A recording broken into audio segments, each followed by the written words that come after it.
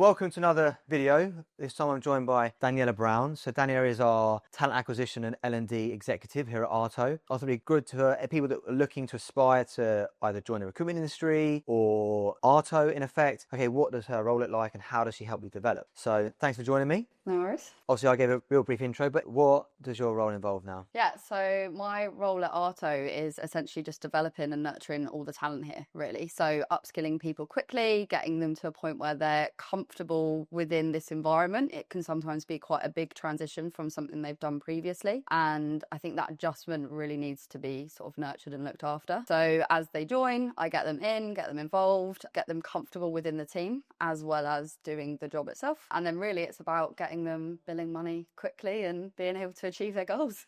Amazing. If I join, what does my first month look like? Yeah, so first month is pretty busy. You join, have 2 weeks of training academy, and that is a real mix of being on desk, getting to know your manager, getting to know the rest of the team, having a lot of classroom time, unfortunately, with myself every day, but really getting into the nitty gritty of the role, and more just leveling up on doing the basics well. So feeling quite comfortable so that when you transition out of those 2 weeks, it's not such a big jump going from classroom a lot to then sitting with the rest of the team and it being quite daunting. It makes it a lot smoother and a lot easier. Okay, so you said then obviously we spend the first couple of weeks in the classroom. So then what does that 2 weeks look like then? Because obviously I think a lot of people have this perception that you come in and you're on the phone straight away with absolutely nothing to talk about. However, for us, it's really about helping them understand their market as to what they specialise in, education, knowledge is power. Yeah. So, okay, that classroom, what does that look like? So day one, I mean, it's less hours for a start, so that's always nice. You're coming from 9 instead of 8. Day one is really like the email jargon, getting your laptop set up, like a normal boring basic day, so that you get the rest of the full 2 weeks to really like get into the exciting stuff. So first day's a bit boring, but everyone goes home quite tired, and then from that point it's really a mix of learning about how we work with candidates, what we look out for, how we nurture them as customers of us, and then how we also talk to them as clients and transition that through. So you might do training like candidate qualification, business development, so that is the what, the how, the who. Yep. You might look at headhunting, so using LinkedIn as a tool and our CRM system, Hygienius, learning to send, I suppose, more professional business emails, and talking more business acumen on the phone, looking at how you map out and learn about your market quite quickly, but also how we use those tools and active listening in order to build essentially an information pool where we can go out and pull our own new business and do deals. Amazing. So I come out of the classroom, and I would probably say that in that environment, I'm now starting to feel comfortable. But then obviously when you're told that's finishing, it can be quite daunting to then go onto the sales floor with people that are been here for 4 or 5 years. You hear them on the phone, they're experts in what they talk about, how they're conversing. How do you or an ARTO make that transition comfortable from taking that in the classroom for an intense 2 weeks over then to the sales floor? Yeah, I mean, to be honest, it can seem like a really big of a jump, but actually it's not. So throughout those 2 weeks, we will do activity where you will naturally mix with the team out on the sales floor. Yeah. So that might mean that we're playing rapport bingo, where you're trying to find out loads of stuff on the phone and just to get a bit more comfortable being on the phone around the more senior leaders. When you come out of that classroom, you'll still sit with me. I'll be around to help, assist, do anything I can to sort of get you going. You'll still come off desk and do a lot with me to develop yourself. Your managers and the people in your team you will have met a lot before those 2 weeks are up. So actually it's not a huge jump. It can sound like it, but it's not. So then how much time, 6-month period, because I started probation, in my general week throughout that period, how much time will I spend with you in terms of that L&D? Is there continuous learning and development throughout? Yeah, all the way through. So for the first 6 months, you pretty much won't ever stop training with me.